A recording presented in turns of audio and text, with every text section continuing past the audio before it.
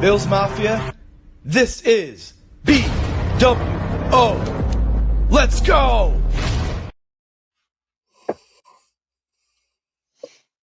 What is up, Bills Mafia? Welcome to another episode of BWO.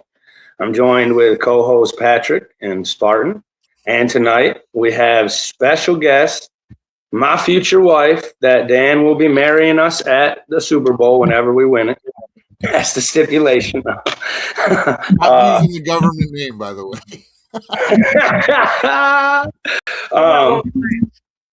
Welcome, Bills Leia. How you doing? Hi, guys. How are you? Thank you so much for having me. I know we always talked about it, and then I was finally like, man, we got to do it. When you the other day when we had Ron on here and you sent it, I told them, and they were like, send it. We don't have anything for the next couple weeks, so. Yeah. Just get the B-roll going. Get the B-roll in. No, I'm just... How's the off season going for you? How do you like it so far? I'm doing good because I'm getting ready for the draft. So that's basically a week from now. I'm already packed. Super excited. Off season up till now has just been meh. Nothing really going on. There was no exciting.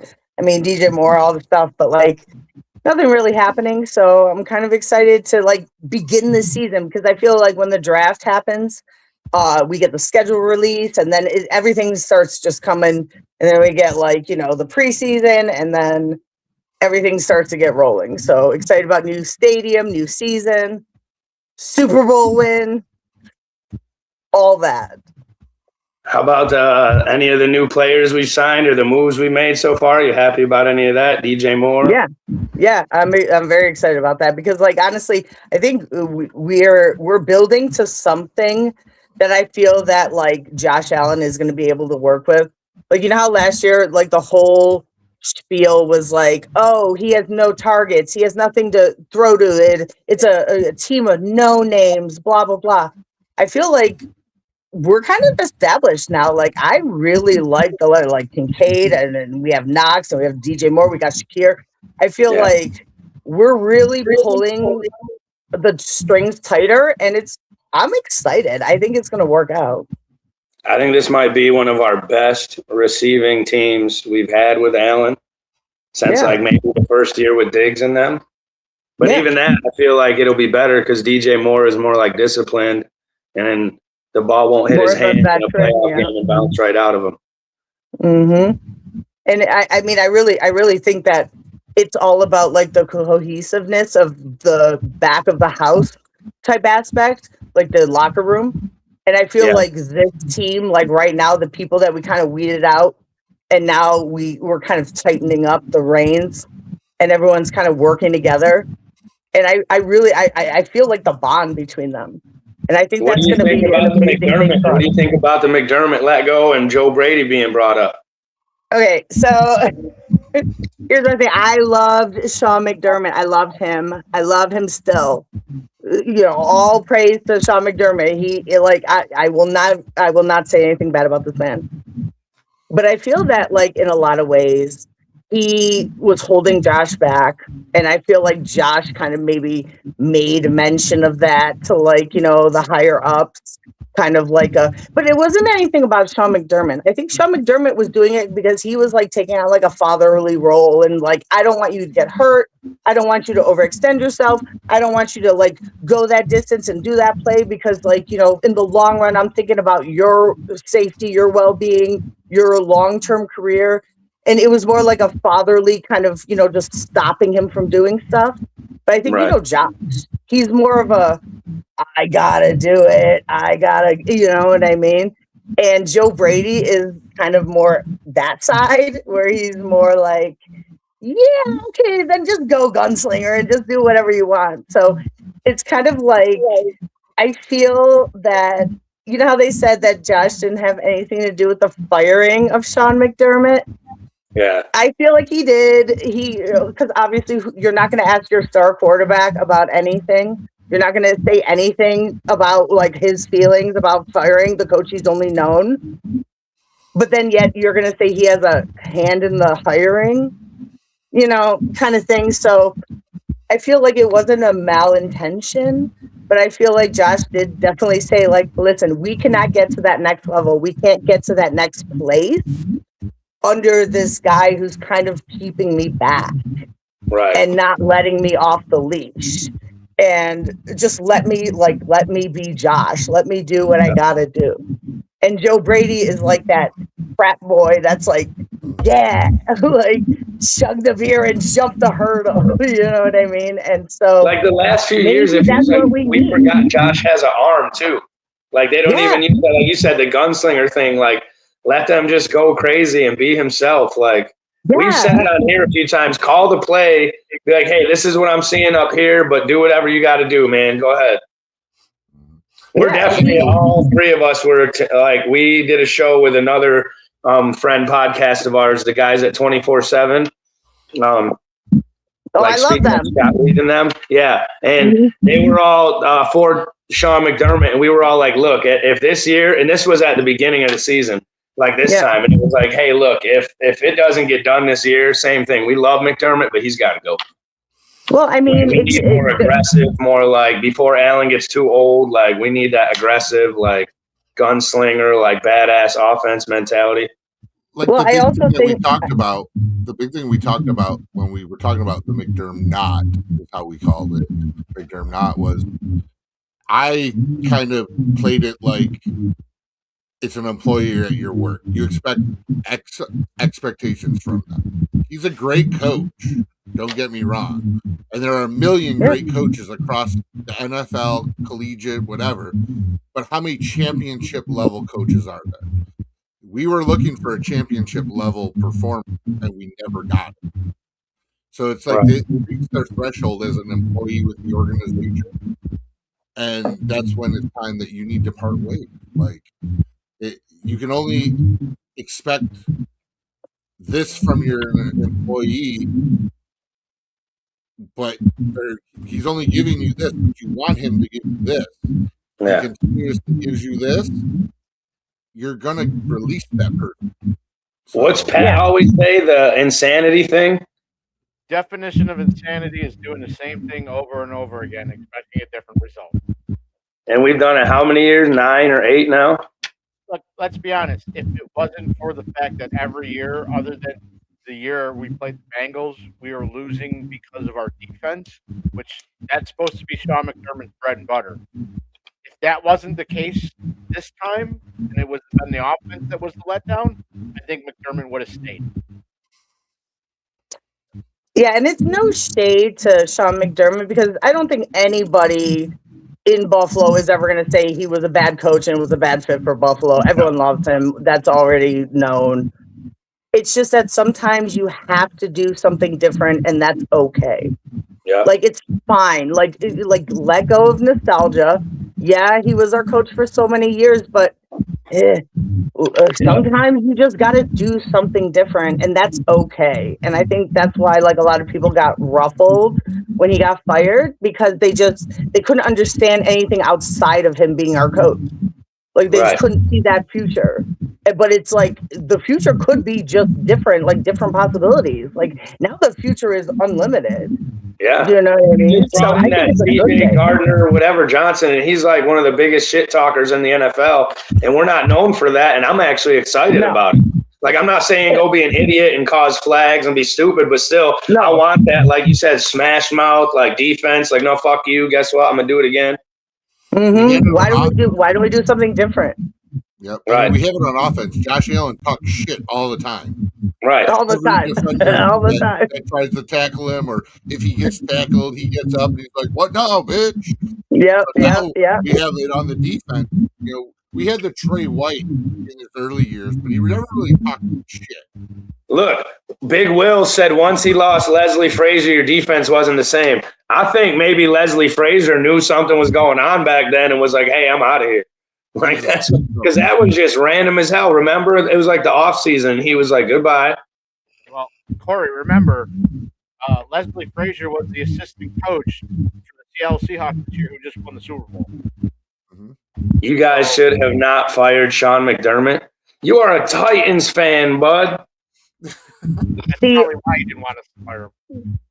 See, remember when like football, man. do you remember when shit talking was like Stevie Johnson writing "Are you serious" on his shirt and like lifting it up, and that was the extent of shit talking. Like nobody really on the field or on mic would say anything, and now it's a little bit different because now you get like hot mics and everybody's like saying something. I think it's hilarious. I think I say more of it. Could you imagine Marshawn Lynch now that they don't really have like the bleeps and all that stuff, like the stuff he would have said, man? Yeah, well, he's only here to not get fined. Right. That's it. That's why I think they don't like mic up Josh Allen as much as they used to during the games because he just goes off. Oh, he does. Yeah, he does. They're like, it's hilarious. We're gonna get Connor McGovern mic'd up. You gotta get a mic on the big boy. Yeah, it's so fun. Like honestly, I mean, Dion is like my favorite as far as when he's mic'd up. It's hilarious. I love Dion Dawkins so much. Like I'm friends with his mother. Shout out to Mama Docs. Love you so much.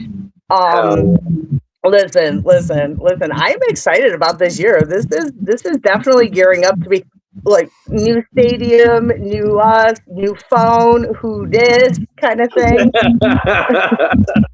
New phone, who dis? I have a question for you based on the draft. So obviously we've heard rumors about Harrison Jr. of trade talks. So if we don't trade out of the first round, which is what I believe is going to happen, because it happens every I think last year was like the first time in like 6 seasons we had traded out of the first. Who do you think? Are we going to go offense, defense, and what position do you think we're going to? I think we are probably going to address edge rush or like a nose tackle, just to kind of round out that situation. I really think that trade might happen with Marvin Harrison Jr.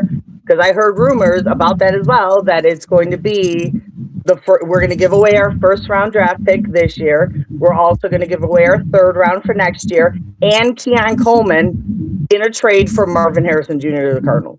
So I'm okay. Get Keon Coleman out of here. I am okay with that. I am fine with that. That is my blessing has been bestowed on that.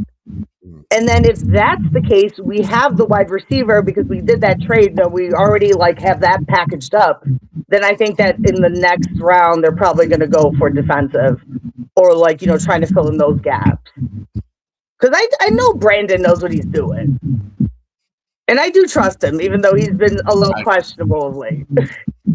Press conferences aside. Yeah.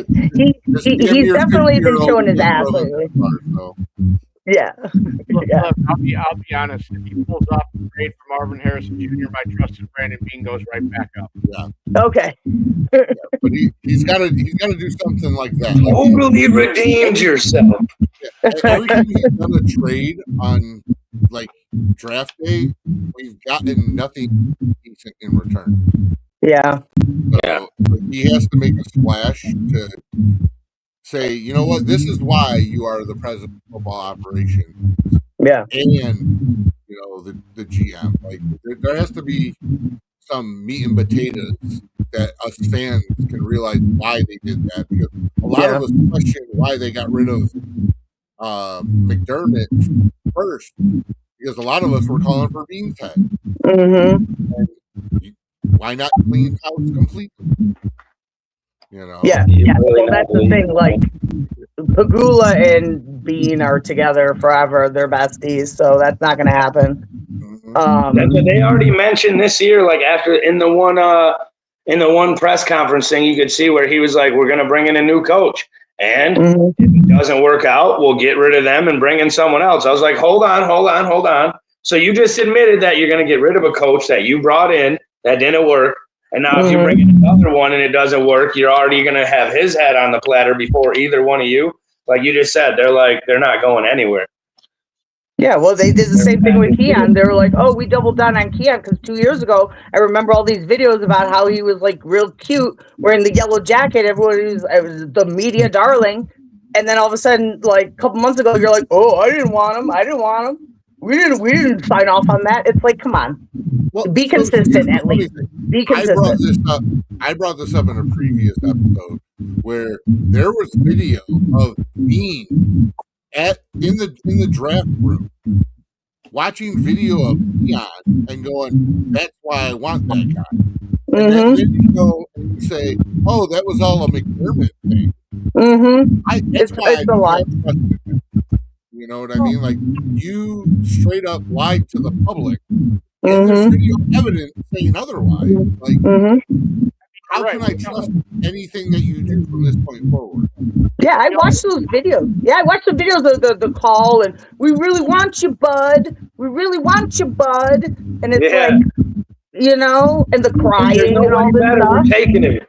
What do you got? So don't go back on that and be like, "Oh yeah, we didn't really from the beginning. We didn't."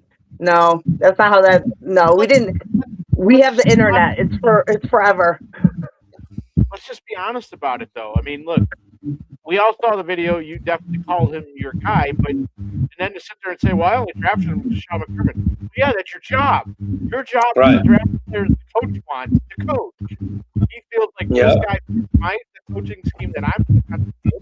So as the GM, your job is to get me the players I need. Yeah. Okay? So you basically said in the press conference, said you did your job because McDermott wanted him. Great. So you went and did your job. Awesome. But don't sit there and say, "Oh, it's only because McDermott wanted him." Right. With a quarterback like Josh Allen, as good as he is, like a Tom Brady or a Peyton Manning style, the call should go all the way down to them. Like, you don't have to really take what they say into consideration at Josh Allen's level. We'll be like, "Hey, man, these are the top picks. This is what we're looking at in our position. This is who could be available. You know, what do you think would work with you? This is what we're thinking." Like, you can't tell me that doesn't happen. Right. Like, you're not telling me Josh Allen has no say in that building. Right. I'm not believing that. I'm not believing that for 1 second. I feel like he's the first one they asked. Right. There's no way like you said, they went in that locker room and then they found out, like, I don't think Josh Allen found out when it happened like the rest of the world that he got fired. I think, like you said. No. That's not how that went. And everyone knows, but it's like, let them say what they want to say. Let them do, give the narrative and, try to make it like, PR. That's fine. Right. We see through it though. Right. I got a question. So off of the Bills season and stuff like that, real quick. What made you become such a fan like you are? Like, obviously, our brother here, Buffalo Spartan. I won't use government names again. So what made you become a super fan, and what made you pick Leia? Well, so growing up, I've been a Buffalo Bills fan since like 1988. I went to my first game. It was a Dolphins game, actually, and it was actually September 11th, 1988. I was 8 years old. And I was born in 1988. There you go. So I was already at Bills games when you were born. So my dad took me, and it was just like such a bonding experience, and I had such a good time. It was so fun. And then like throughout the years, he would like teach me plays, and he would show me like we used to have those mini helmets. You remember those little plastic helmets you get out of the quarter machines? Yeah. And so he would like line them up, and then he would show me like plays and be like, "This is a 3-on-4 defense," and I love that because it was like me and my dad like bonding, and he was a big Star Wars fan, and so it's like whatever. And then cut to like 2020. Or actually 2019, I'm on Facebook and I see this guy, and he has like this Darth Vader costume, but it's Bills. And I'm like, oh my God, that's awesome. And he called himself Bills Vader. I'm like, that's amazing. So I think I like made a comment or something. I was just like, oh my God, this is awesome. And, yada, yada, yada. We became friends. And, you know, to me, like, just merging those two things, I never even thought about doing it, but it was so genius. It was like, you know, two of the things that I love the most, and I'm like, this is amazing. So he invited me to a game one time to just kind of see what he does. And he was like, you know, if you want to like come and see me, like walk around. So I ended up going and like walking around with him, and oh my God, like, dude, the kids that came up to this guy, like, just like the even the adults, the reaction for him walking around in this costume, everyone was like laughing. It was such a good time. It was just like, my heart was like full. I love all that stuff. I'm like, this is amazing.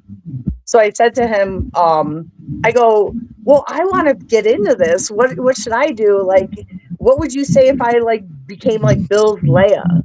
And he was like, well, you don't need my permission. And I'm like, yeah, I really don't need your permission. So we kind of like just decided that, like, you know what, whatever you want to do as a super fan, you just start to create. So in 2020, I started just dressing up, getting like the hair going, getting like the costumes, like doing everything. And I met Buffalo Spartan, and like, you know, we did actually the homecoming in 2021 with Aaron Williams. Was it down in Soho? And that's where I met him, and we've been friends ever since. But it's a community, like, you know, we have all these people doing all these different characters, and it's so amazing. Like, these people are literally like family, just like dressed up in costumes. I love it so much. Aaron Williams is the first player my daughter ever met. Yeah, Aaron Williams? Yeah. He was doing one of the on-field events last year, a couple years ago. One of the on-field events with the kids, and nobody realized it was him. And I was like, hey, man, can I get your autograph? And he winked and signed it. And as soon as he did, everybody was like, whoop. And I kept looking at him, and I kept looking at, like, he was running one of the events, and I kept looking at him, and he kept looking back at me, and I was like, I walked over to him, and I was like, are you Air? And as I said it, he was like, I was like, all right. And I went back, and I was like, could you just, like, sign the back of her shirt or something real quick? And then once I saw everybody come up, I was like, all right, I'll be that asshole. Can we get a photo? Yeah. Here's a little fact about Aaron. Yeah, here's a little fact about Aaron Williams that I learned at the homecoming. And Corey, you'll appreciate this. Aaron Williams is a diehard Call of Duty player. Diehard. Let's go then, bro. What's up? Diehard. Mm-hmm. I think he had a PlayStation, and I didn't have a PlayStation at that point, so I never got his tag. But he plays Call of Duty. When we were at the homecoming, and you know, Leia can totally agree with me on this, or tell me I'm wrong. But we would have a genuine conversation with you for like 30 minutes.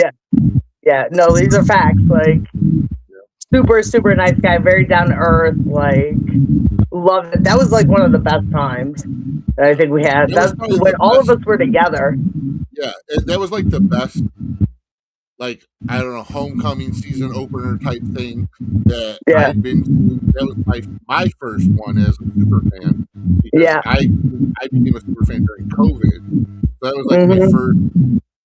It wasn't that's when we were public thing, but it was my first public where the super fans were involved. Same, because it was the same. I started during COVID. It was May 4th, 2020. So it's like nobody could go out. And I remember like me and Vader went out to like the stadium like during the season, and there was like, that was when like you couldn't even stand next to people. Like, it was like the whole thing. So we were like standing on the court. I have a picture of me and Vader standing on the corner holding up like signs for like the players when they're coming out of like practice. And there was like nobody around.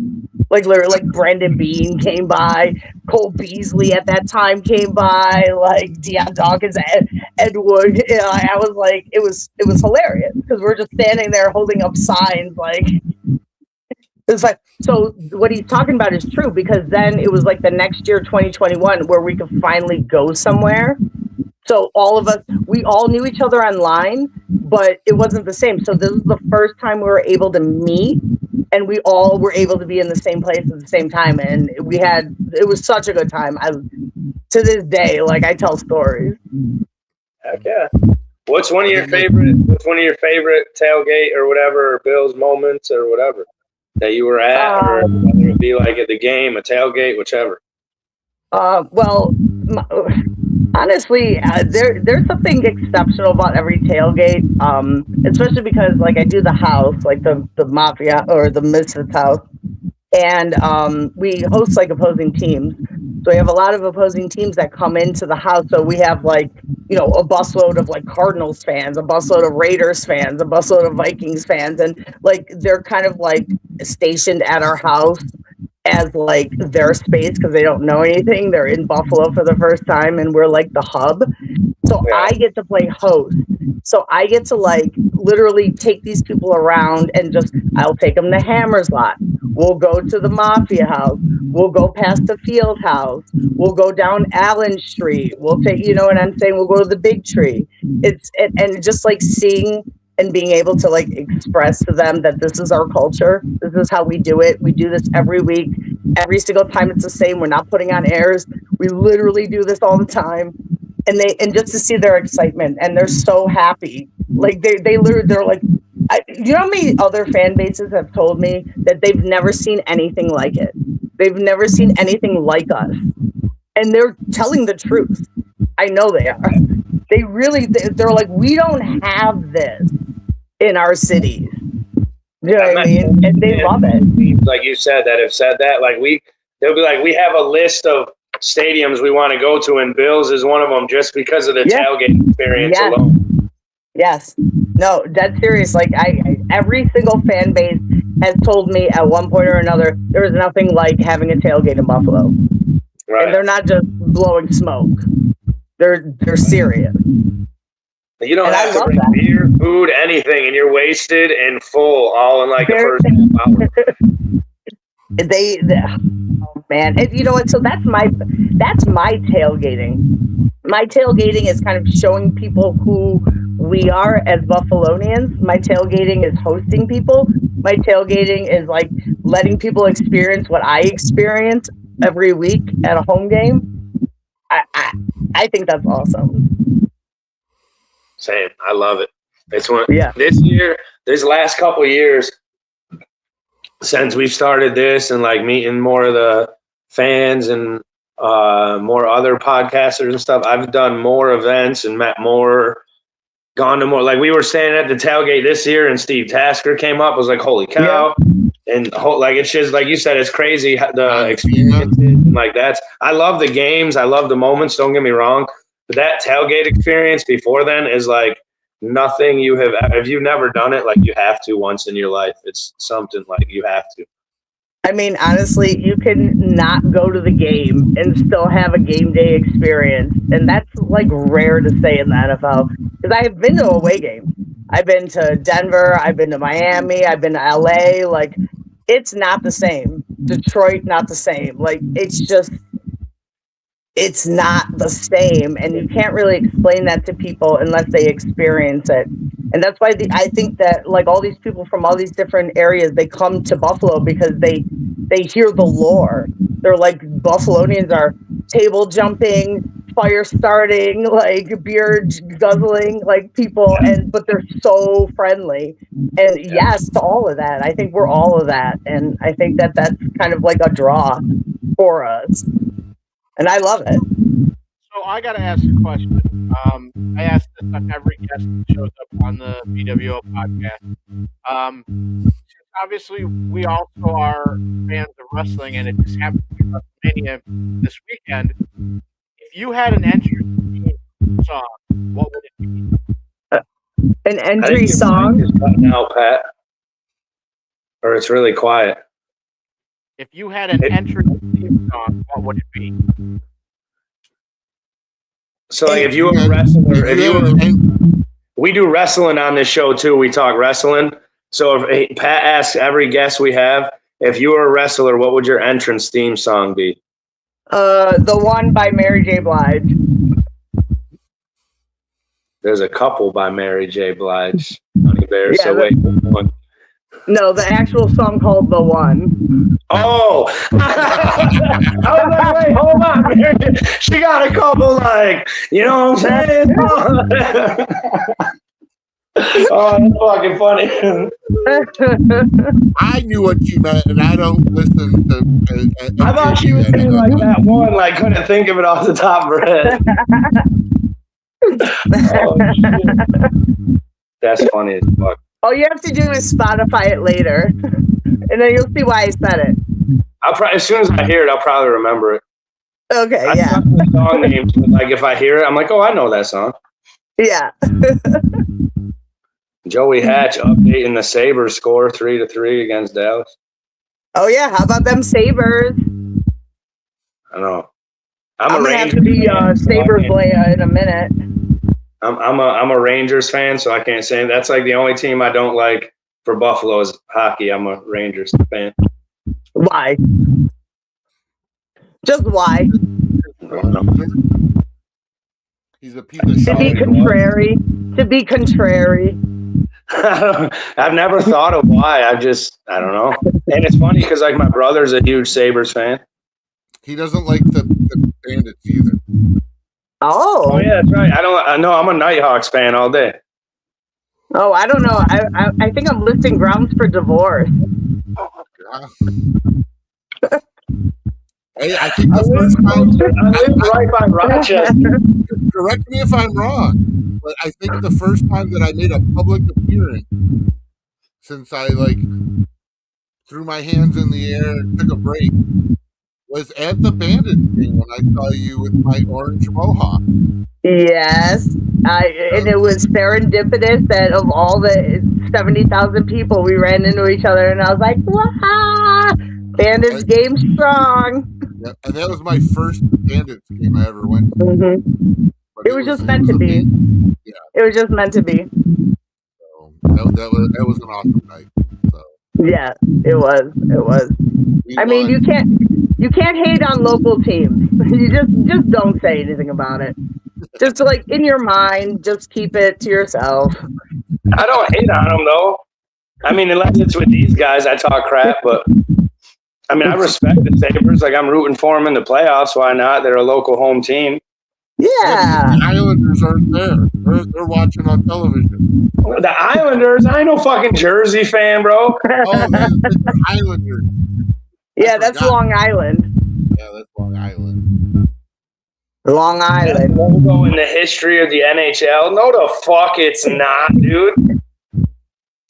What? That is Islanders? garbage. I mean, it's an alright logo. Don't get me wrong. It's okay. It's not like the greatest of all time, though. No. So Corey, tell us what your new costume is going to be. So it's gonna be Bill's Han Solo, since that's like Leia's wife in the movie, her husband. No, it's not. No, it's not. Don't lie. What's it called? What's it called, Spartan? We can't give it out till debuts. That's like I'm not showing my new helmet. Oh, I threw out a teaser. Oh, show him the helmet. I'm not showing the helmet. Is it going to debut at the draft? I'll show a point. Yeah, I'm debuting it at the draft. I'll show a part of it. Yeah. I feel like you are. Oh no, only when it was blue you showed it. You didn't show any of the rest of it with the paint. No. I show the red one all the time. I'm not showing the blue one. That will debut at the draft. Are you guys going to the summit? The Superfan Summit? Unfortunately, the $105 that it costs to go is not in my budget. No. No. So you guys are going to be there Thursday, right? Thursday, Friday, and we were debating on maybe some part of Saturday, but I think we're doing a challenge Saturday in the middle of the night on Friday. Okay, because I think we're gonna be leaving on Sunday. We originally had plans. We were going to run a cabin, Mm-hmm. and we were going to stay Wednesday through Sunday. I think we said, right, Corey? And we had like 8 of us. Yeah. Me and Corey were the only ones that said we were going to do it, but me and my wife sat down trying to be debt free in 4 years. So that wasn't in the card, and the extra $105 for a summit for a couple hours was not in the cards either. Mm-hmm. I'm like, yeah, no, I got to cut some things out. And I'm going to the draft, but I'm staying at my cousin because it's free. Well, we'll have to do something that Thursday night when we give away our draft pick. We'll have to find something to get into. Yeah, I'm trying to be right down there. Yeah, we are. We're gonna be the. Yeah. I'm gonna try and be like as close to the stage as I can, but if it's too much of a madhouse, I'll find a Bills backer bar. I don't care. Mm-hmm. I did that in Kansas City because we're probably trading out, so it's not like I'm going to be disappointed. Yeah, no, I mean, no matter what, you've been to the drafts, you know, it's still a good time, no matter what.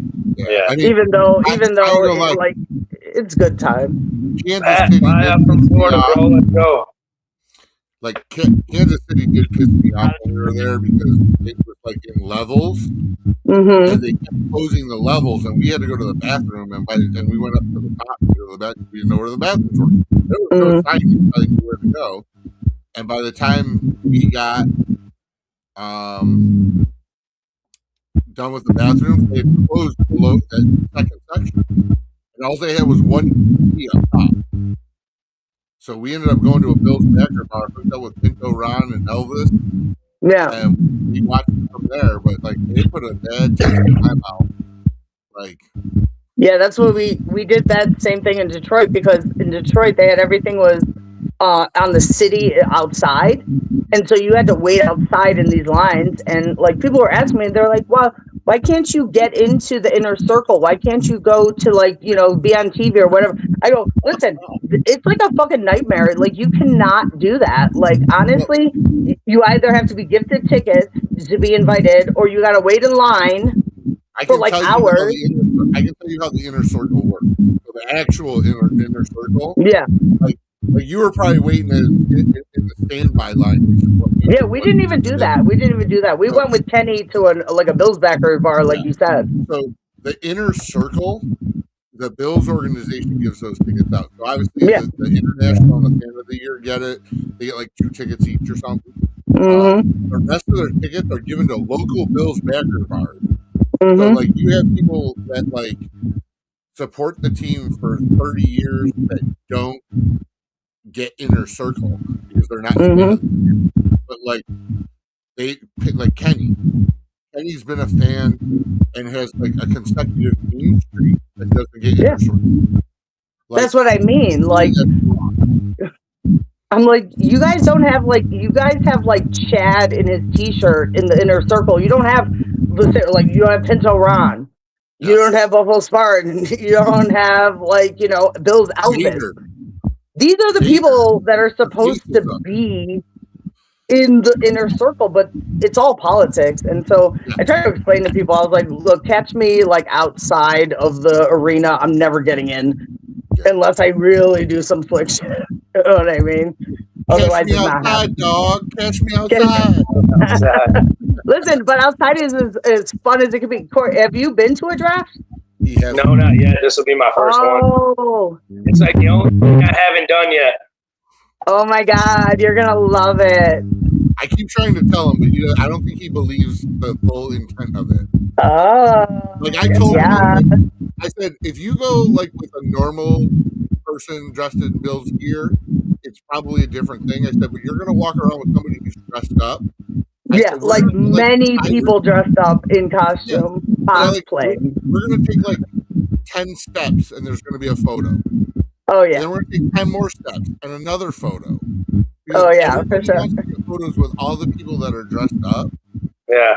It's not like a Bills game. You can walk from one point to another and maybe not once, maybe twice.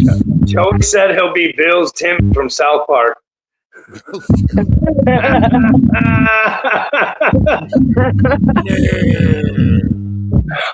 hilarious. But I mean, it's a treat. Like, it's unreal.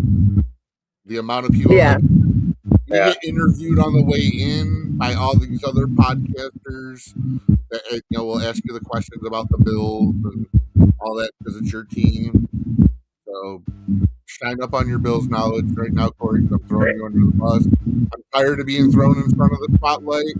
So you're going to Bro, I know my Bills stuff. Fuck you mean? Okay. I thought I did too until you're under the mic and you get nervous. I don't get nervous under the mic. Daddy was born for this game. Okay, we'll see. What? Don't listen to him. You don't have. It's not a quiz show. Just have fun. It's fine. No, if they ask you a question, just say "Go Bills," and that's it. Ask Shane and them when they threw me under the bus in Kansas. Oh, I know this story. Yeah. Hey. Spartan's looking there like, what was that wide receiver's name from 1983? Oh, that type of shit. Yeah, I'll be like, I'm tired. Fucking go, dude. Go Bills. See ya. Like, name the 10 wide receivers with the most receiving yards for the Bills. Yeah, in 1971. Go. Right. Like, you're like, okay. I don't know. Yeah. He's a running back, but I don't know. Yeah. Like, I don't know. You guys got any last questions for us since we're getting toward the end before it's end time? That you want, not that you don't know her already, Spartan. No, I know a lot about her. That's the bad thing about like having my friends come on here. Is like I know a lot of things, and I know there's certain stories you can't think of anything to ask because it's like I already know what she'll say, so it's like repetitive. But you don't realize that nobody else doesn't know that. Like when Kenny came on, like I knew that there were some good stories he had that I could kind of push him to tell. You know, but we just have we had the chip challenge. You know, with Bill's kids, we had a chip challenge. Anybody who was on TikTok in like 2023 knows about this. Yeah. It was the one chip challenge that was in the bag, and it was like one chip, and you had to like eat the one chip, and like. Martin can tell the story because it was. Well, I was told prior to that Carson, who is the Bills kid, would not eat the chip. He does it with his uncle all the time. He just steps on it. Of course, he's gonna try to look cool in front of everybody. He was like 8 at this time, like 8 or 9 or something like that. And he ate the goddamn chip, and I felt fucking terrible. I'm like, I'm a terrible fucking human being because I actually gave him a decent-sized piece of the fucking chip. The video is fucking hilarious. And then he's not eating it. He's not eating it. Yeah, so I'll give him a bigger piece because he's not eating it. Because we split it 3 ways because there was 3 of us doing it. So I split it and I gave it to him and he actually ate it and I felt like a piece of shit. Even though Brooke told me eat it. And yeah. It like ate me up. Like it took months of me like saying I'm sorry to them. They're like, no, we didn't think he was gonna eat it either. Well, he had to man up. He had to become a man that day. He did. Yeah. She said it was because I was doing it. Yeah. He did it with me, and I'm like, yeah, not a good role model. Don't look up to me like that. He loves you, but guess what? He's a better person for that. And guess what? He's done that in his life. So now everything else is just paling in comparison. Yeah. It's all easy from here on out. Right. He already did the trial by fire. He's good. Yeah. I mean, we've had the was it the Mina house? Mm-hmm. The Mina, or being outside during COVID, where it was like we had to be under a tent watching games. That was the worst. Like, well, not the worst because I enjoyed those times. Yeah, like we would hook up to a house and an extension cord to watch television with like plastic wrapped around the pop up so that way we could have some kind of heat in the thing. Buckets catching the rain because it was like raining and sleeting while we're trying to watch the game under a tent in somebody's front lawn. We came from the trenches. We came from the trenches. Yeah. TV's getting knocked over and we couldn't watch the game. Yeah. They suck. In the moment, they suck, but afterwards, when you get to talk about them, those are like some of the best ones, though. But guess what? That's how I met him. We bonded over that. Like this is what makes us Bills fans. This is what makes us family. Like these hard times, these like blue collar experiences where we're just cracking open beers, standing over a fire with the snow coming down. Like that's what makes us family. And I would not trade that for the world. I'm just gonna say that. I mean, they're, like you were saying with the other fan bases, like a lot of, I think the big difference between Buffalo and the other stadiums that are out there is they're inner city. Yeah. We are a community. Like literally, there are houses next to our stadium. Mm-hmm. It's like a business district or something like that. Yeah. Where we're interacting with literally neighbors. Mm-hmm. We become friends with those neighbors. Yeah. Just like Vader. Vader parks in the same house, in the same parking spot every time. You know, he goes and changes into his costume inside these people's house. Mm-hmm. And when he comes back, Vader, he goes in as himself and comes out as Vader. So, like, when you were talking about Buffalo being different, I think that's why Buffalo is different, because of that tailgate is more of a family. It is actual sporting event. Well, think about it. You guys were strangers to me before I met you, and now you're my brothers. Yeah. Like, you know, and I won't like that. That's something that you can't tell anybody about. They have to experience it. Yeah. Like, because it just naturally happens. Back then, because we were the core group that formed that, the three of us that started the Mafia Misfits, did not have tickets to games. We literally went to every other game and watched it from outside. So we were different, and that's what Buffalo is different. Yeah. So. Yeah, we touched grass before we walked. Trust me. Had to build it up. Yeah. But you know what? Here we are. And we're going to be at the draft next week, and we're going to be representing Buffalo at the biggest stage in the world. So I'm excited. I can't wait. Yeah. Well, thank you so much for giving us your time and coming. What? No. I was just gonna give a shout out to Vader because he is deployed currently for that last year, but he is coming back for the 2026 season. So we're welcoming him back, Bill Vader, and new stadium. We're gonna do a tour. Did you know? So we're gonna do a tour. I already talked to him. He already wants to do something with me, you, and Clark. So we're gonna organize something. Did you know he extended though? What's that? Did you know he extended? Oh, I didn't. So when is he? He's not coming back September? I think he. I will verify when. I talk to him like probably every month or so at least. We check up on each other. But last I talked to him a couple of weeks ago, I knew he extended. I'll find out exactly when. Well, regardless, when he does come back, we're welcoming him with a welcome back party. He supports the Bills overseas, and we appreciate all our extended family supporting us from other places. Full of a whole bunch of stuff. Yeah, he said he's extended till the fall, so I don't know when exactly, but he did say fall. The whole time he's coming out, bro. Yeah, we'll make something happen when it happens. Yeah. So. Well, thank you so much for giving us your time and coming on. We're definitely about to have you back during the season. We'll have to have an episode sometime when everyone has time. We'll have a whole bunch. Try to get everybody on here. I don't know how many we can do. We can just come over to my house and do live from Spartan's backyard. Yeah, well, should we do like a draft edition, like some sort of podcast from the draft? So that's hard. I tried to hop on one at the draft in Vegas. You can't hear shit. No.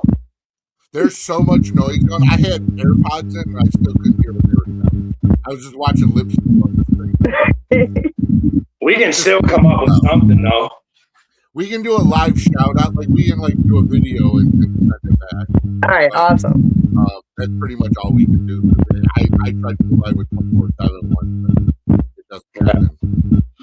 Well, guys, thank you so much for having me on. This has been an honor and a blessing. You guys are my brothers. I appreciate you beyond words. Go Bills. I'll see you in about a week. 100%. We always appreciate you. Love you. Love you guys. Thank you so much. Appreciate you. I don't know how to do it, Pat. You gotta do it. Do what? You just gotta put it out. Oh yeah. Wrestling. WrestleMania. Fuck, dude. I can't believe it's WrestleMania week. Like, not even week. It's already Wednesday. I just sent Will the link again. Something went wrong, I think. Hold on, Corey.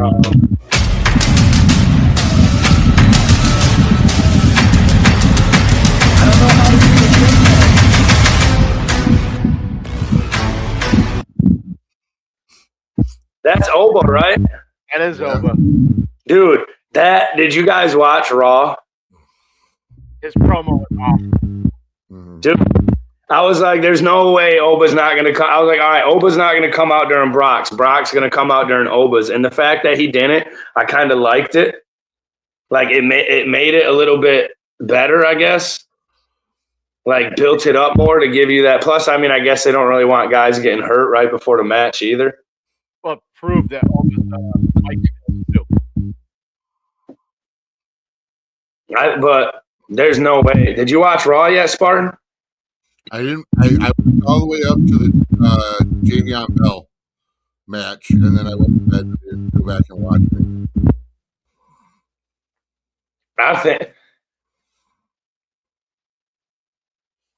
I don't know if they're gonna let Oba smash Brock,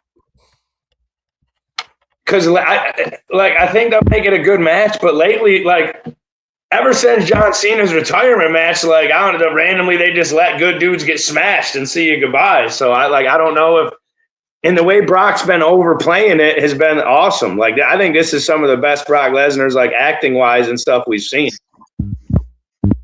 I can see him get in the match. I mean, did you think that Goldberg, after 12 years of being out, would do that to Brock?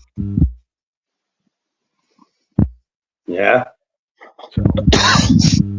What do you guys think about the Pat McAfee thing? Like, what's with that and Randy Orton? Like, that was not who I expected to be on the end of that phone call. It was not. However, I'll talk more about it on my out of nowhere, because I have an out of nowhere in regards to Pat McAfee. Oh shit! Like, maybe that's not really who was on the phone, and they're just saying it. No. I'm not giving him out of nowhere yet. Will, if you were watching, look at your phone, bro. Bum ass Bears fans, dude. No wonder y'all can't win a game. Y'all can't see nothing.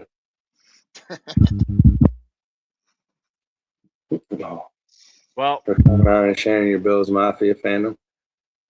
What do you got for I almost said SummerSlam, for WrestleMania, Pat? What's the one match you're looking forward to? Obviously, Oba Femi and Brock Lesnar, but I mean, did they put anything on that match yet, or is it just still a regular style match?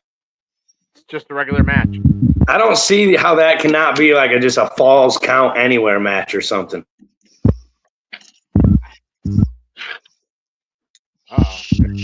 Oh, speaking of devil, ladies and gentlemen of the jury. Sorry, man. Spartan be talking, bro. That's an A's jersey. I was going to say, don't tell me you got a Green Bay goddamn jersey. My son had it, and I'm like, oh, shit. I'm about to introduce it. I'm about to introduce you as a Bears fan. He rocking an Aaron Rodgers Green Bay, son. No, No. My kid had her first softball game, so I busted out my favorite baseball player of all time, Ricky Henderson jersey. Hell yeah. The only time I've ever worn a Green Bay Packers jersey, I lost the bet because I had a bet not last year, the year before, whichever team finished with the worst record, me or Dimes from Pins and Wins would have to wear the opposing jersey.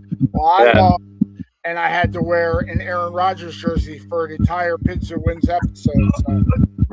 Dude, I almost when I shared the thing about you coming on tonight. You're starting to trigger me. You remember that?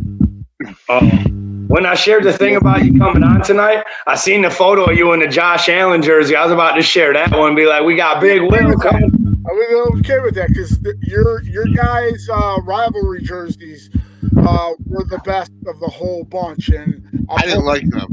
I hated them. Spartan hates them. Why? Because it looked like Johnny from the fucking art department.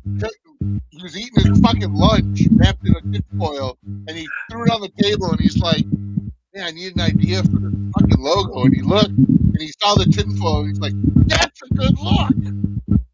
Have you seen the Nickel City ones they're doing this year, the gray ones? No, I was about to ask you that. Is that true that those gray ones are actually going to happen? I hope not, bro. Them things are ugly, dude. Even for a created jersey in Madden, them shits are ugly as dog shit, bro. It's scuttlebutt right now.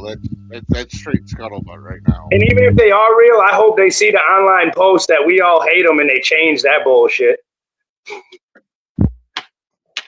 Yeah, if they listen to us, the red helmets will be back full time. Yeah, red helmets. My bad. Ladies and gentlemen, I mean, we all know him. This is our boy, Big Will. Bears Bros, Pins and Wins. We've had him on here a couple times now. Y'all know him. He's here to talk WrestleMania with us. What's up, Big Will? I'm good. Talking wrestling is what I do. So, in the immortal words of Mark Henry, that's what I do. So, Dude, we were talking. What do you think about, real quick, we'll go back to it. Pat played the Obafemi music. What you thinking about Obafemi and Brock? The match I'm looking forward to of all of WrestleMania, because it would be an epic disaster if they let Brock Lesnar win that match, because the aura that Obafemi has created being on the main roster, especially from the moment he entered and lifted Brock up, Brock looked terrified. So how do you all of a sudden say, on second thought, we're going to let Brock win and completely squash all of that? Because it's what the WWE does. What's that? Because it's what the WWE does. Yeah, but that was what Vince ran everything. Triple H actually, unless TKO makes the decision, because we all know how that worked. They ruined a feud that didn't need any outside additions. Yeah. Well, we hear what the locker room thinks of TKO and their prices. So, yes, the prices are ridiculous. The fact that even with the discount, the lowest tickets were a little over $200. I can live with that, But when WrestleMania 40 was in Philly, I wanted to take my son. And the moment the tickets went on sale, my wife and I jumped online and looked at the tickets, and the cheap seats were in the 4 digits. I can't afford that. I mean, I can barely afford to pay attention. And you're going to make it where, like Jeff and I talked about on Bears Bros, the pro sports are pricing out their loyal fans, because I want to join you guys at the Bills-Bears game. Hopefully, the Bills don't make the tickets so outrageous I can't afford it. Well, same, bro. I won't be there either if they can't. I ain't no season ticket holder. Hey, Corey. Hey, we can do what we did for the salute to service. We'll go tailgate and come back to Spartan. Oh yeah, I was gonna say, worst case scenario, yeah, man. We go tailgate and Spartan lives right down the road. We go have wings and shit at his house and watch the game. Absolutely. What you guys were talking about, I didn't catch your name. I apologize for the previous guest. About people talking about wanting to visit Buffalo. The game that I met Corey at for the Bills-Bears game, the way Bills fans acted towards me and Jeff, with me walking with my son, Bill, he's in a Bills jersey, I'm in a Bears jersey, I was completely sold on Buffalo. If I wasn't already a Bears fan since I was 10, just turned 50, I would be a Bills fan hands down. Because Right. it costs too much to cover up. So, Dude, we were standing at the end zone, man, like where the Bears were practicing. Because I was like, man, I already know all the Bills, man. Let me go see these fools.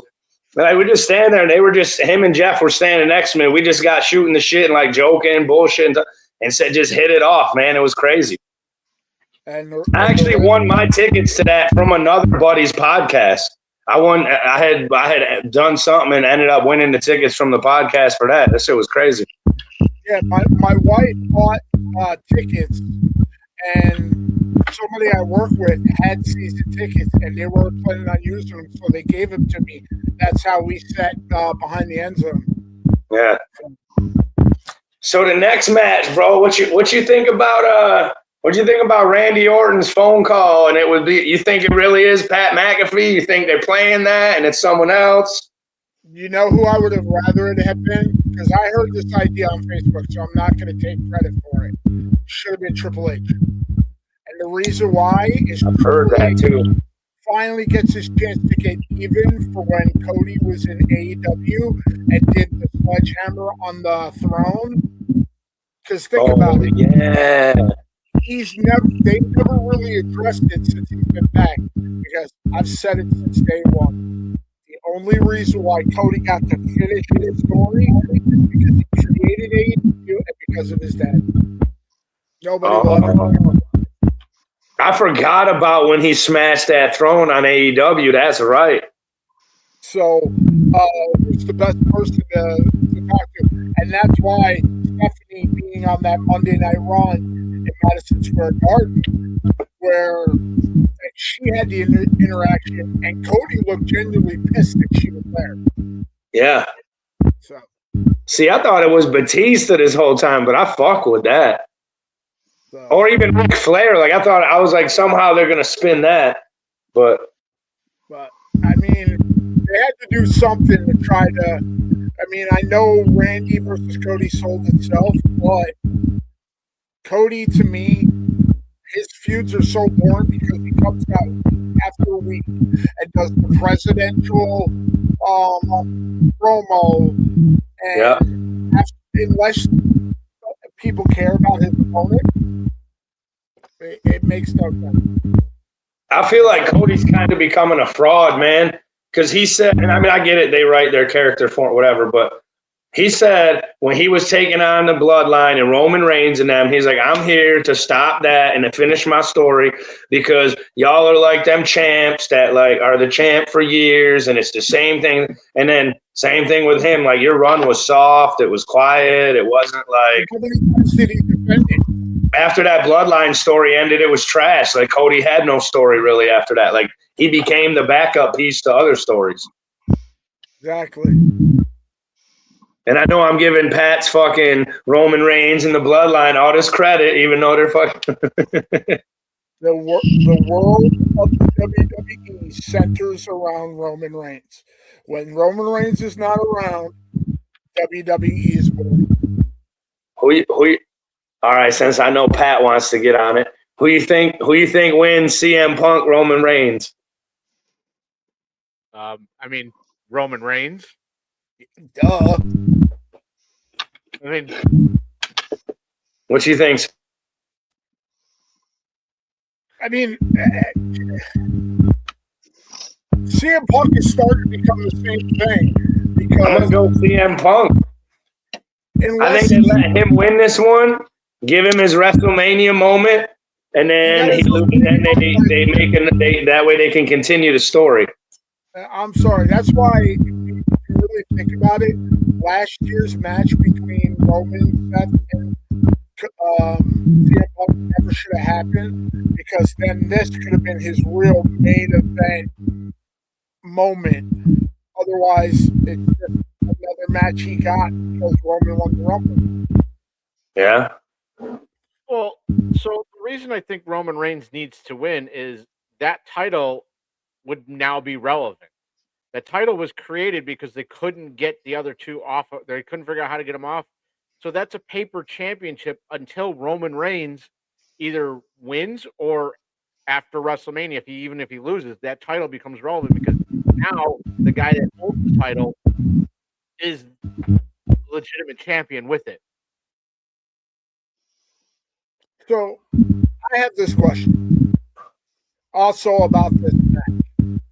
Do you feel that CM Punk has tried way too hard with his promos to try to sell that he's still like how he was back in the day, and it's just coming off as desperation?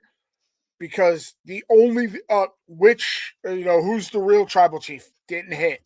Who's the I'm going to bury you with your father, and he got so much pushback from it because Roman has beaten him in every promo battle since this whole feud has started. Dude, that one they had the other night, though, on Netflix, the one on this Monday, no. The one before that, when they were fucking going in on it. Like, they had been hitting some personal, like, I get it. They're obviously like, it's all the punch at first had me think like, I know it's acting, whatever. The punch had me really believing, oh, happy birthday tomorrow, Patrick. Exactly. Tomorrow. Who cares about it? I forgot you were the only one without a March birthday. Steve said it's Spartan alive. Spartan got caught sleeping, son. No, I'm just a delegated co-host. Spartan got all his talking out with the first guest, so now he's tired. I am. I gotta wake up at 4, dude. Like, I'm hurt. He's coming all the way out to my neighborhood tomorrow. Nice. I gotta bring the new tailgate cup. Oh yeah. Yo, Will, look at this fucking thing he got for tailgating, bro. It holds 17 and a half beers, bro. He's like, I got you one too, dog. Bro, I brought straws for him so he can get drunk. I was like, yo, I can fill that up and I'll have it gone by halftime or by the end of the game. And then he's like, dude, it holds 17, almost 18. I was like, I won't even finish that fucking thing, bro. Yeah, dude. I told him I had to get a pack of them colored straws so everybody gets their own straw and just make a crazy ass mixed drink.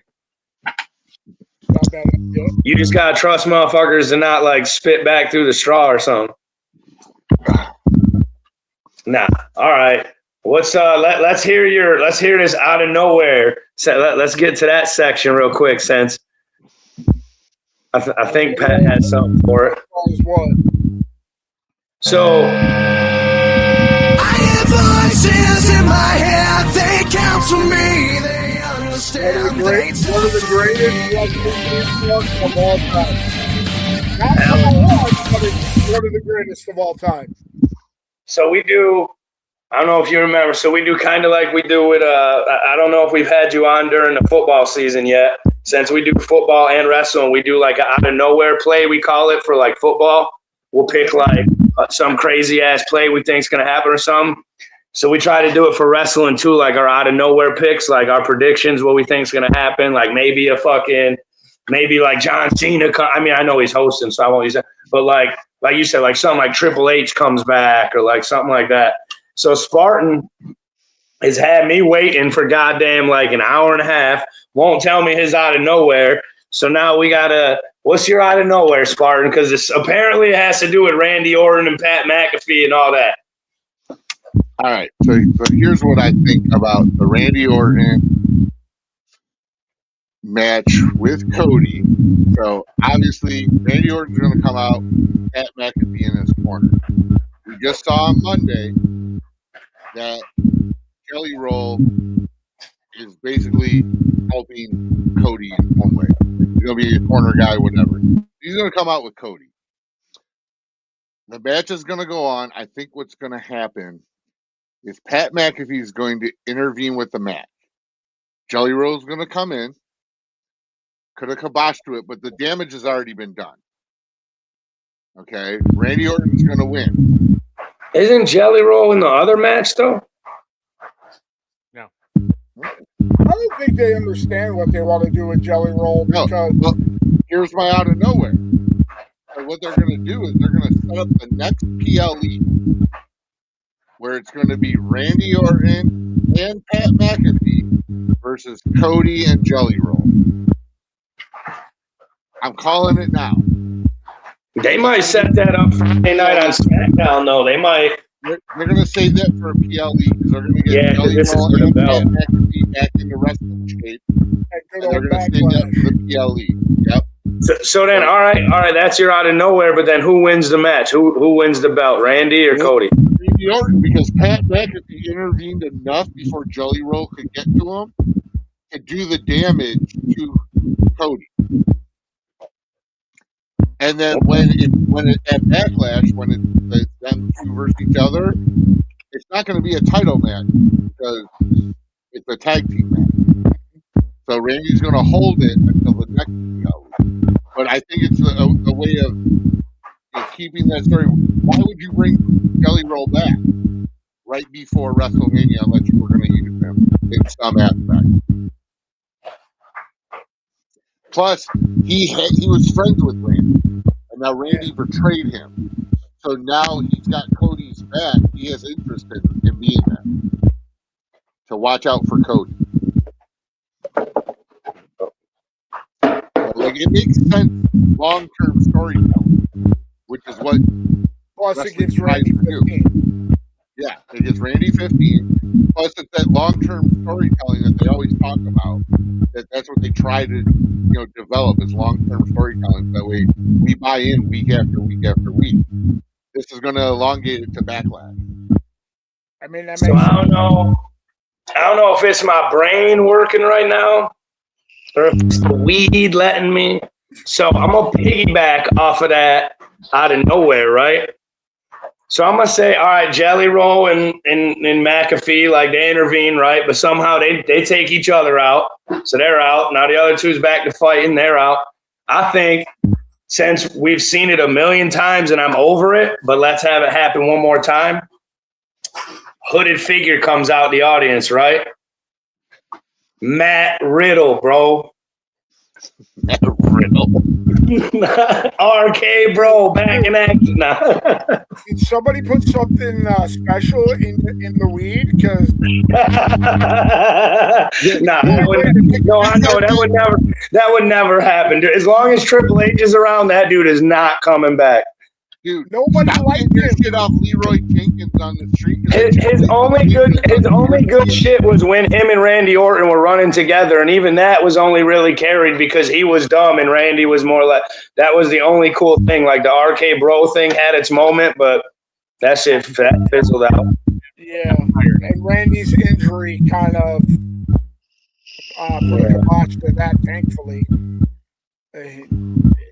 You gotta out of nowhere, Pat. Anything you think crazy will happen? Of course he does. Look at the look on his face. Well, yeah. I think somebody does come back. I think it is a return for a receipt for Cody Rhodes. I think it's The Rock. I like that. I mean, with the way that he didn't involve himself in the match last year, I mean, he's promoting Moana, so he's got to make sure he stays the good guy. So,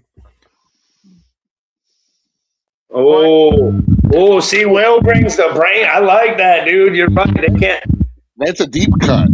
Yeah, they can't have him on WrestleMania. Fuck this, like he was before doing that shit when he's promoting some fucking Disney movie right now. now can I do my out of nowhere moment for a different match?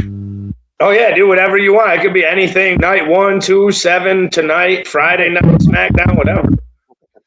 Okay, So, my out of nowhere, because his involvement in the match kind of made sense but didn't. I think LA Knight turns on the Usos and joins the Vision, because LA Knight, Logan Paul, and Austin Theory make a hell of a lot more sense than any iteration of the Vision, because those guys with Braun Breaker didn't make sense. Those guys with Braun Breaker and Bronson Reed didn't make sense. But LA Knight really has been treading water with his quest, and him and Jey Uso haven't been on the same page. So that would be a way to put him to try to move towards. And if Roman wins, that's somebody for Roman to face moving on, because obviously Seth's involved with Gunther and he's the face now. So who's going to be Roman's next challenger after he takes the belt off of CM Punk? Well, the division made sense when it was Braun Breaker, Bronson Reed, and Seth Rollins. Correct. Once Seth Rollins got hurt, number one, that whole group, they should have pivoted and called it something else. Maybe pull Paul Heyman out of it and just put Paul with Brock. But the minute you threw Logan Paul in it, that's just when it just went like, this is stupid. I think they did that just because they needed to fill a spot now that Seth got hurt. They should have done exactly what they did and put the focus with Paul Heyman with Braun Breaker, because that was a match made in heaven for the next 10 years. But Braun decided to get himself hurt. Well, I don't think he decided to get hurt. He got hurt. Well, he was the one that chose to lift the table against the sports hernia. So. Yeah, but I don't think he chose sports hernia. But I'm just saying, I'm surprised he didn't get hurt from the many times that he jumped off of the apron and smashed his knee on the table. So it was like he was destined to get hurt. It just finally happened. Yeah. Well, I'll be honest with you. I mean, you have him versus Gunther. I thought it was going to be Braun Breaker versus Rollins, because Breaker has been cleared to compete, and he's been ready and cleared for like 2 weeks now. But I guess they're waiting to bring him back after WrestleMania. Which makes more sense, because what a Backlash, but also having Gunther face Rollins sets up Gunther versus Brock Lesnar at SummerSlam. I am glad you brought up Gunther's bitch ass, because that brings up my out of nowhere that I've been saying is about to happen, and now he's hosting WrestleMania.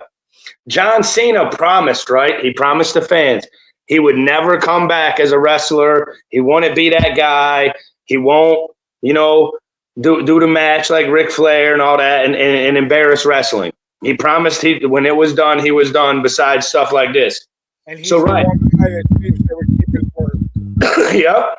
So, he can't come back and have a match, because I've been pissed the way they did him and let him go out with that Gunther match. Like, that was dog shit, man. Like, I get it. He was going to lose. No, I know. And that's the way he wanted to go out. I get it. But I feel like John Cena, Gunther's going to run his mouth, do some shit, whether it's in the match. I don't think Cena will interfere in the match. I think it'll be like after the match, something. I think John Cena is going to get his skin back on that one and either just beat the shit out of Gunther backstage, hit something, put him through a table, something. Is like they can't not let John Cena just fucking end his career after all them years, like just getting smashed and embarrassed by Gunther like that and not get a lick back, bro. Like, and because Gunther talked shit for weeks after that, and I kept saying it on here. I was like, yo, Cena's going to come back and smack him around. Like, he getting disrespectful as shit. So I think now that Cena's in the building, Gunther will say some disrespectful shit. Like I said, it might not be in the ring. It might not be during his match. It'd be like a little promo backstage or something, like where they have him meet up or something. But I think John Cena gets his lick back on Gunther. That's my I don't know. I'm in favor of it. That would be pretty cool. I hope so. I'm just so, and that's just a personal one, because even if I doubt it will happen, But that's just because I hate the way they did Cena, man. Like, I mean, like I said, I get it. He's the one that wrote off his career. He did it how he wanted. But, man, that shit was trash. Like, them fans were booing you, bro. Like, and I get it. Like, even the boos, that's a reaction, and Cena knows that. That's the wrong person. Yeah. He directed him towards Triple H, and Triple H is the face of it, but he doesn't always like the Pat McAfee being added. That was a TKO decision. TKO decides this is how we're going to do it. John Cena decided this is how I want my retirement tour to end. Yeah. Even though Gunther shouldn't have been his final opponent, but So a couple of things on the TKO part. First off, I mean, look, who's on the board for TKO? The Rock. That's why I think he comes back. But let's call it what it is. The Pat McAfee thing was interesting at first because there was nobody that was going to guess it was going to be Pat McAfee. I'm sorry. And if you're somebody to sit there and say you figured it was Pat McAfee, you're lying. There's no way you figured that. Because there was no evidence of it. Now, that's the only cool part about it. It was somebody we didn't see coming. But the way they're going about it now, they stole the belt. All they did was just try to tie this in where WWE's on ESPN all week because Cody went in, broke Pat McAfee's set, took the belt back today. Yeah. And then, the one match that I think is also being overlooked and I think really could be a show-stopping match. And I'm happy and mad about it at the build-up at the same time. I'm talking about Finn Balor versus Dominic Mysterio. I really wish they wouldn't have. I really wish they wouldn't have announced it's the Demon. I really wish they would have just let him show up without knowing. I mean, we all knew it was going to be the Demon. Yeah. That's the thing with that whole persona is like he's mad because every time the Demon is showcased, it's revealed ahead of time. It's not a surprise, and it should be a surprise. It's a persona that he plays, and we should think it's just a regular Finn Balor match. And then wasn't Damian Priest like the only person that he came out as the Demon and acted like they didn't know ahead of time? Yeah, one time, like they've announced it every other time, and it's like, let's be shocked by it. We want to see the Demon. We know that he has that in his tool bag, but shock us with it. Yeah. Because every other time, it's just Finn Balor. Even though we want the Demon, and everybody wanted to see the Demon, you didn't give it to us. So don't tell us you're giving it to us. Yeah. Like, just surprise them. They've gone away from that a lot, man. Can I add one more? Yeah, dude. It's obviously not going to happen on WrestleMania. You can add as many as you want, bro. Because the match is on I believe on SmackDown.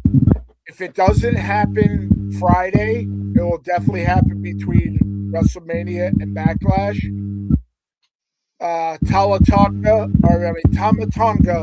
and the Tongans of the MFTs are going to turn on Solo. Because if you looked on Monday with the way that Tama Tonga looked at his brother, I think they're going to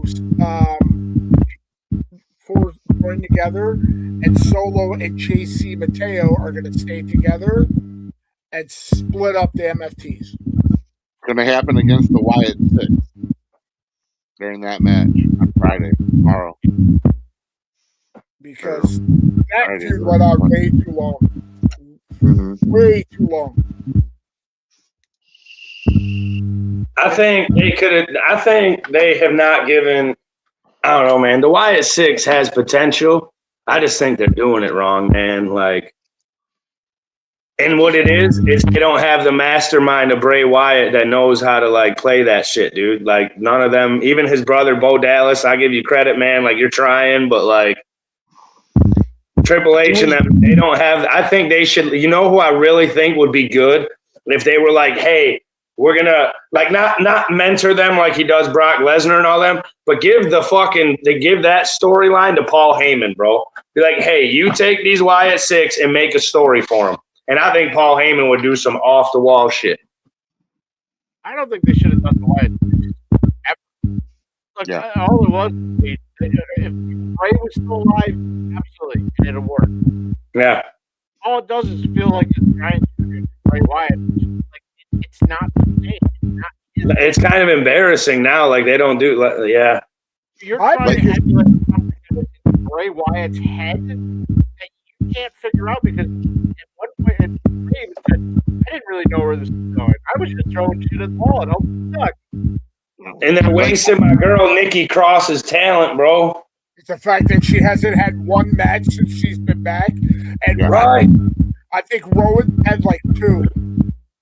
My biggest problem with it is I like the concept of it. And originally it was they were going to add Alexa because of that connection, and it never happened. My problem with it as of now, they need to have Bo Dallas stop being Uncle Howdy. You can still be the Wyatt 6 because his promos when he's himself talking as Taylor Rotunda, those promos are amazing. You do not need the mask with the dreads and everything. You kind of pushing the narrative of honoring Bray. You can do that without continuing being Uncle Howdy. Yeah. Uncle Howdy worked the first week after Bray's death and hasn't worked since. Yep. When he was real, when he was emotional, because it had just happened and they were talking about it, that Uncle Howdy was the Uncle Howdy that Bray created. Also, after that, it's Bo Dallas trying to recreate what his brother was trying to do, and he doesn't have that mindset that his brother did. Yeah. Also, you gotta have the people to have the feuds with, and I'm sorry, the MFTs didn't make sense. I'm drawing a blank as who they had their first feud with, and it didn't pan out the way it needed to be because, I mean, it just you can easily have it where you have Loomis and Gacy together as a tag team, and have Bo Dallas wrestling, and have the Wyatt 6 with. You can have the attire. Just get rid of the mask, get rid of the rabbit head, and let Nikki Cross wrestle. That's what, dude. She's like one of them. Like, I mean, I get it. She's getting older, but she's like one of the better female wrestlers in the ring. I felt like technical wise and all that, like off the top rope stuff, all that stuff.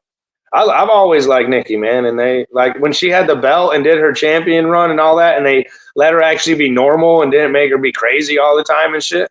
Mm-hmm. And my only other criticism about WrestleMania, other than because it's a stacked card, other than the people that don't have matches, like you have no Tiffy, you have no Women's United States Championship, and I mean, the titles, they don't have a match. But why in the world did they add Rey Mysterio, who's gotten injured like 3 of the last 4 matches he's been in, and you bring him back in a ladder match when you didn't? I think this is his final. I think he's gonna retire or something after the match. That's the only way I can see that going, man. You have to. Like you said, it's nothing against Ray. He's one of my favorites of all time. I love him, but like I think it's time, dude. His time in the ring. Yep. And I think maybe this would be it. Like I think he might want to do it as like I don't want to announce it. I don't want to make it this big thing. Like do the ladder match, whatever, and then afterwards I could see him getting a mic and being like, hey, that's it. I love y'all. Like I'll give you a speech later on Monday night or whatever. But I see him having one match after the ladder match. And if it's the last, being that there's a whole bunch of other guys in that match, I think it's easy to have Ray there. But I think Ray's final match in WWE, and I can get being set up now, will be him versus who? Versus who? You were cutting in and out. Him versus Penta. I disagree with that. It's going to be him versus Dominic as his Thank last you. Thank you. And Dominic will earn his mask. That is the only person for him to have his final match. Mm-hmm. And it should have happened at the Royal Rumble in San Diego instead of him winning the IC title back from John Cena. Oh, you mean Survivor Series? Yes, excuse me, Survivor Series. Because having your last match in San Diego and putting over your son to usher him into the next spotlight would have been the best move to go with. Mm-hmm. I hope Dominic never goes. Like, I hope he never wears a mask. Like, I hope he just stays away from that. Maybe in your later years, man, as a respect to your dad. But like, I don't just keep what you're doing right now, man, and just rock with that. I hope like you said, if him and Ray did have a match, it's not one of those like, here you go, man, you earned your mask, you get to wear this now. Like, nah. Like, 100% with you on that story. The thing is, I don't think Dominic needs the mask. Mm-mm. I mean, he's already kind of done all this stuff where he doesn't have it, and he'll show it up for an entrance here and there. But Dominic, I think not putting the mask on him is the best thing you're going to do for Dominic because, look, we get it. You are Rey Mysterio's son, but we see you're trying to make your own path, and that's why when Dominic first got there and he was just trying to be Rey, it was boring. It didn't really work. He was Bronny James. Right. The minute he pulled away and started with the Judgment Day and started doing his own thing, that's when you started to see the Dominic, and that's when he was like, holy crap, this kid actually can be good at this. And watching him from when he first got there during the COVID year to now, the evolution of Dominic Mysterio has been nothing short of absolutely spectacular. It should be studied. And I don't think Dominic gets enough credit. I think, to me, he is the most underrated young talent in the WWE right now. Absolutely. Yep. So I mean, don't know what he Charlotte could be Flair- your Hispanic superstar for the next generation. But that's why I think if you're gonna do a lucha style match where it's Rey and he gives up the mask, I think it has to be against Penta. But I think it's at a AAA event, and I love two things about AAA that I don't think a lot of people realize right now. One, I love the fact that they're streaming every single episode on YouTube and it's free. And two, do you know who's currently running the creative in AAA right now? Isn't that Conan? No. It's The Undertaker. I was saying Undertaker's in charge now, I heard. I mean, that makes sense. I mean, he's from Texas, so he's close enough. Been watching the feuds on them lately on YouTube? Dude, Undertaker's crushing it. And see, that's why the WWE in a whole is moving to better days. NXT, run by Shawn Michaels, a former superstar. Even the WWE as a whole, with Triple H taking over, a superstar. With AAA, a superstar takes over. With TNA, that's why I think they should let AJ Styles start booking TNA. Yeah. Dreamer does it for TNA as well, a former superstar. They're all guys, like you said, that are our age or a little bit older, that were part of that old school era and still like youngish enough to have that new blood in them and that newish era that goes on now, to know the difference between both, to be able to incorporate all the new and the old shit enough. Like, so that way you get someone like LA Knight, like, which really bugs me, man, because I like LA Knight and they are fumbling the fuck out of him right now, dude, with that dude not having a belt around his fucking waist. It's LA Knight's age. Yeah, I know. I think that, and also his war of words with Kevin Nash, who his best friend runs the company. I mean, right? How does that work out for you? Yeah. No. All right, boys. Will, you got any last stuff on WrestleMania or anything you want to share before we bounce, man? If Penta doesn't retain the title, I think Javon Evans walks out of that that ladder match with the new championship, because what everybody says about him backstage, the sky's the limit with that kid. He's putting in work, especially with the thing going on with Kofi Kingston, which I think is brilliant. With there's so many layers to that you can go with, but I really hope WrestleMania goes off. They make the right decisions. Oba over Brock, finally give the title back to Roman, make the WWE back to what it was, and stop this whole possible split with the Usos. Either turn Jay heel, or just keep them together. Yeah. What you got, Pat? Well, I think obviously I'm going to say it. Roman Reigns has to. He has to get it back. Look, nothing against CM Punk, but as you said, Punk, Cody, it's boring. And let's be honest, WWE was really, and the storylines were great when Roman Reigns was running as champion for the 4 years. Also, if you're going to make the Jey Uso heel or the Usos heel with the tag division, wouldn't it make more sense right now to put the belt on Roman and then reform the OG bloodline on Raw with the heel Usos? Yes. Try to. Look, you captured lightning in a bottle the first time with the OG bloodline, and you do not add Solo back into it. You just leave it as Roman and Jimmy and Jay. That's it. Maybe bring Paul Heyman back into the fray. Bro, the honorary Oos. The honorary Oos. You got to bring Sami Z. Oh, excuse me. I forgot to say that. It is absolutely dog shit. The fact that they took that belt off of Carmelo Hayes just to give Sami Zayn a match at WrestleMania. And if Trick doesn't take that title off of him, that's another criminal event, because there's no reason Sami Zayn should have that title. I don't think they wanted Trick. I think they wanted Trick Williams to win the title at Mania.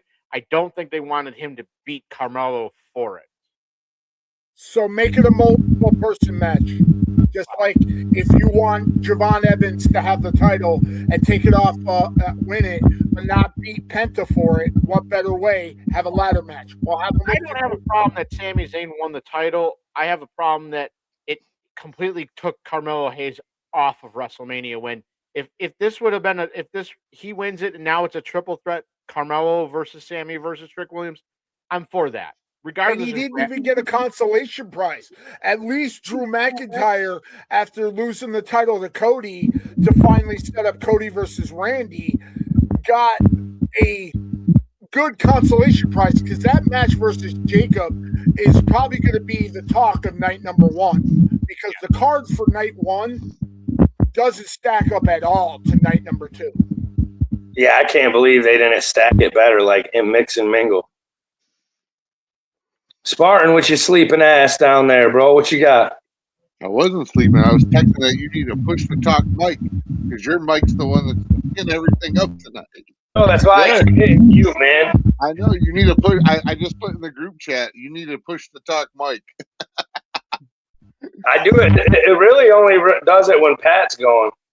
No, it was doing it when Will was talking. It's doing when I'm talking now.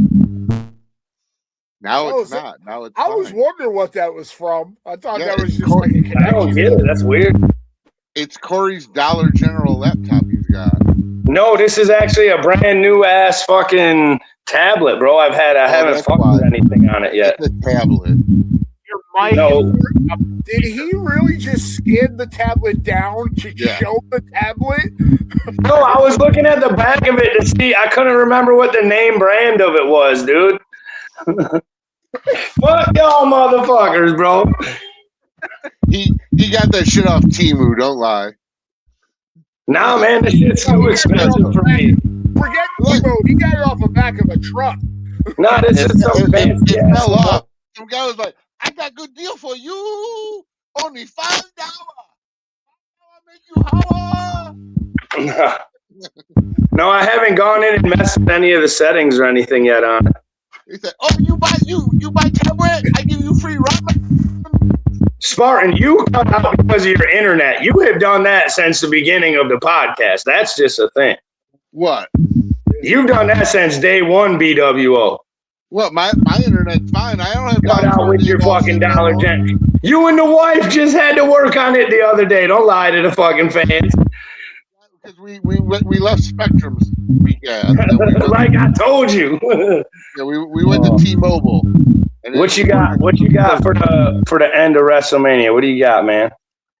So the one match we didn't really talk about is Rhea. I lost all that weight. Yeah, she lost a shit ton. Like she's apparently they said her muscle mass was like it was fucking up her back. Yeah, she was having back problems, but I think it's better now. I like her better currently. It fits her. I think that Io Sky is gonna intervene and no, in her favor, or is she finally going to turn on her? No, so she's going to try and help her, but it's going to hurt her. I think that's what's going to happen in that match. I think Io Sky is going to come out to help her because it's Io Sky. She wants the help. Yeah, that weird little love connection that they don't want to acknowledge. Yeah, and there's going to be backlash. Rhea's going to get pissed off. Yeah, and I think that's what's going to happen. Pat's got something to add to that. I see it. You know who I could see interfering in that match? That might want some revenge on Jade Cargill? Go ahead and say it. That has been out for a while that could possibly be returning shortly? Naomi. Mm-hmm. Is she ready to return? Because didn't she have like the baby like 2 weeks ago? Like 2 months ago. Yeah, it was like 2 months ago. I've lost track of time and space continuum. I'm not saying that's going to happen, but let's be honest. That would honestly make the most sense. Yeah. Does that sound better? Is it cutting out now? No, it sounds better. But now see, I went into the setting. Guess what I found out? It was set to speakerphone, bro. I will say this. I said it on Pins and Wins this past Sunday. At first, I was all in favor of Rhea winning that match, but not derail the character of Jade Cargill. She needs to go over in that match. Plus, also, she needs to keep that belt until Bianca's finally able to return, and that sets up their future match for the title. So, and that's where I think Io Sky is going to interfere with good intentions, but it's going to cost Rhea the match. I mean, if we're going to talk the women's side of this, I mean, let's be honest. I think especially after what happened on Raw, I think the most anticipated women's match in WrestleMania has to be Stephanie Vaquera and Liv Morgan. Mm-hmm. Those two went absolutely Liv Morgan went absolutely nuts on Raw. Did you see the meme where it says it showed Liv Morgan with her wide eyes and they were like, "Yeah, too much fun at Coachella." Yeah, I was like, yeah, I could see that. Did you see the videos and photos of her dancing at Coachella? I was like, "Oh my god, dude, she's gonna be fucked up." And if you watched Monday Night Raw, then the shocker was Liv Morgan's music video. Yeah, I was like, "Damn." I did not see that one coming. And the Usos changed theirs back to not. What did they change it to? It's just us, Us. Yeah, instead of it's just me, it's just us. Yeah, it's just us. Day one-ish. Yeah. But I will say this: they need to put the title back on Liv because they gave the title to Stephanie way too soon, and it builds eventually Liv versus Raquel, and the ultimate. Dom leaves Liv eventually for Roxanne. Well, I can see. I think at some point Liv is going to end up winning that belt, probably from Stephanie. But I'm just gonna. I can see this match almost going off the rails to where it ends in a DQ at WrestleMania because Liv just absolutely loses her mind. I think they have to make it like a no DQ match for Liv to not get DQ'd. Yeah, because she's gonna go back to crazy. Literally, I think those two, like you saw it just on Raw, the way those two are ready to just go at it like that. Now I get it; it's all story, and they're doing a great job. Backlash, possibly, and then make it a match where listen, there will be, and they'll be like, there will be a winner. Hell, you might see this a couple times where they have the WrestleMania, you have the Backlash, where it ends in a weird way that it finally sets it up for the third one. Goes, you know what? There has to be a winner. So it's going to be like a last women's standings match or some bizarre match to say no. Penitentiary match. I mean, the loser prison match. Dominic in a shark cage match again. Yeah. Buried alive. Yeah, right. I could see that. Do it. If they had a woman's buried alive match, Liv or Rhea would be in that shit for real. Oh. Oh. Well, nah. Shit, man. We've been going for like 2 hours. My bad, fans. Fuck y'all.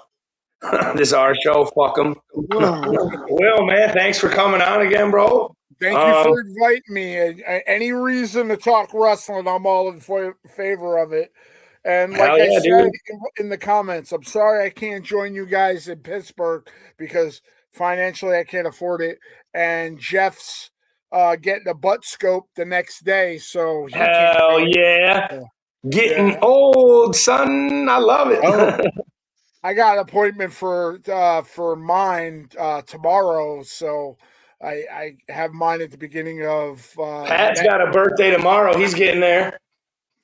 Oh, no, not quite yet. Everybody says I waited too long because I've never had one and I'm 50. So I just turned 38, bro. I ain't never doing that shit. Fuck that. My buddy the other day texted me. His dad went in for a checkup. Bro, I had just seen this dude a few days before that. And his dad plays guitar.